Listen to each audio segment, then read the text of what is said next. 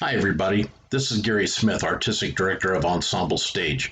Welcome to this episode of our staged radio play, A Christmas Carol. This was a unique venture to put together a series of videos for an art form that is meant to be listened to.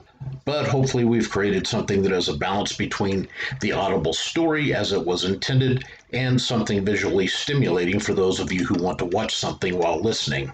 In these episodes, there are no moving videos. However, there are the projections we used to set the locations of the scenes during our staged performance. The sound effects you'll hear were all performed live on stage, similar to the way they were performed in the 30s and 40s. The only effect that is digitally manipulated is the occasional vocal echo. For those of you who decide to watch as well as listen, we have added some fun little bits of trivia we think you'll enjoy. Anyway, thanks for joining us. Be safe, be healthy, and wash your hands. Now, on with the episode. Ensemble Stage and Mercury Theater on the Air presents Orson Welles in the Charles Dickens classic, A Christmas Carol.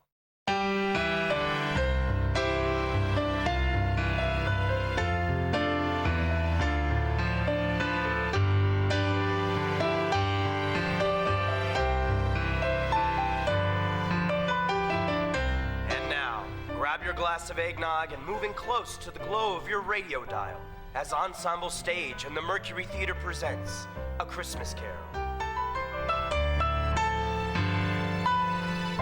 Ladies and gentlemen, the director of Mercury Theater and the star of these broadcasts, Orson Welles.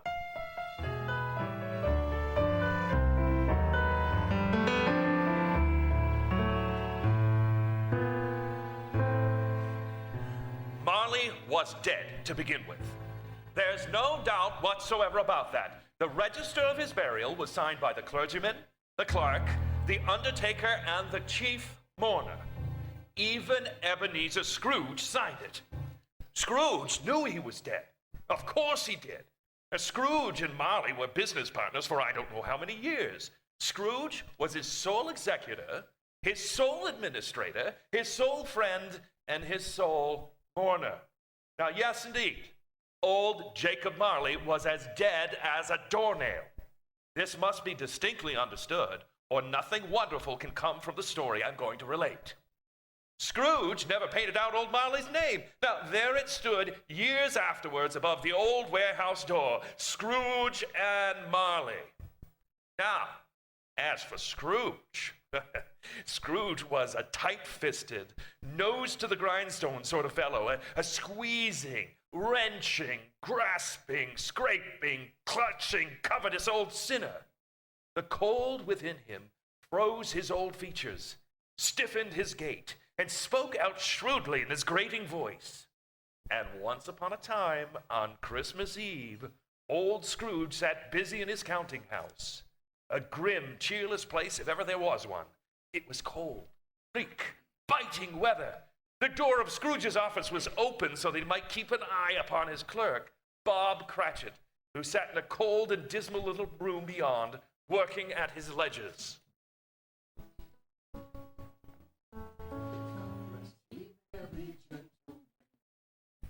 $19, $20, $21, $22. Savior born on Christmas Day. 23, 26, 29, 9, carry 2. Oh, tidings of 17, 13. Bob Cratchit! Yes, sir, Mr. Scrooge. Stop that infernal caterwauling. Yes, sir. 9, 15, 17. Singing the idiotic Christmas carols at my front door. Go on, get away from my door. Go somewhere else and bellow your blasted carols, or I'll give you something to awe about. Why, sir? Going door to door singing carols is an old custom at Christmas time. You know. Yes, and I don't want any of your old customs. Take your fellow fools and move on down the street. Bother someone else and leave me be. Right, sir. Merry Christmas anyway, sir. Christmas? Bah!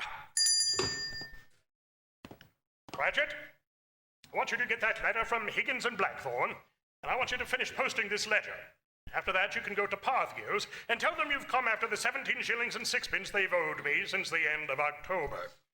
And tell them I shall send the police over and have Old Man Parthgill arrested if they don't pay up at once. Mr. Parthgill's wife has been ill, sir. What do I care about his wife? I want my 17 shillings and sixpence. I just thought, it being Christmas, sir. Christmas? Christmas. Yeah, you mention that word to me once more, Bob Cratchit, and I'll... A Merry Christmas, Uncle. A Merry Christmas, Bob. Merry Christmas, Mr. Fred. God save you, Uncle. Humbug. Christmas a humbug, Uncle? Now, I'm sure you don't mean that. I mean just that. Exactly that. Merry Christmas. What reason have you to be merry? You're poor enough. Well, what right do you have to be dismal about Christmas, Uncle? You're rich enough. Bah. Now, don't be cross, Uncle. Well, what else can I be when I live in such a world of fools as this? What's Christmas to you but a time for paying bills without money? Merry Christmas. A time for finding yourself a year older but not an hour richer. If I could work my will, every idiot who goes about with Merry Christmas on his lips would be boiled in his own pudding and buried with a stake of holly through his heart. Uncle! Now, nephew, keep Christmas in your way. Let me keep it in mine. Keep it, but you don't keep it, Uncle. Well, let me leave it alone then. What do you want, a Christmas gift? I have no doubt. I came to wish you a Merry Christmas, Uncle. A Merry Christmas. Much Merry Christmas has ever done you. Much good will it ever do you. There are many things from which I derive good by which I have not profited materially, I dare say, Uncle. And Christmas is among the best of them. I have always thought of Christmas time as a good time, a kind, forgiving, charitable, pleasant time. And therefore, Uncle, though it has never put a scrap of gold or silver in my pocket, I be good, and will do me good. And I say, God bless it. God bless Christmas. Hurrah! Let me hear another sound out of you there, Bob Cratchit, and you'll keep Christmas by losing your employment. As to you, nephew, I wonder you don't go into Parliament, huh? You talk enough nonsense. Oh, don't be angry, Uncle. I want nothing from you. I ask nothing of you. Why can't we be friends? Come, dine with us tonight. I'll do nothing of the sort.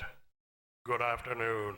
I'm sorry with all my heart you feel that way, but I will not let you ruin my holiday cheer.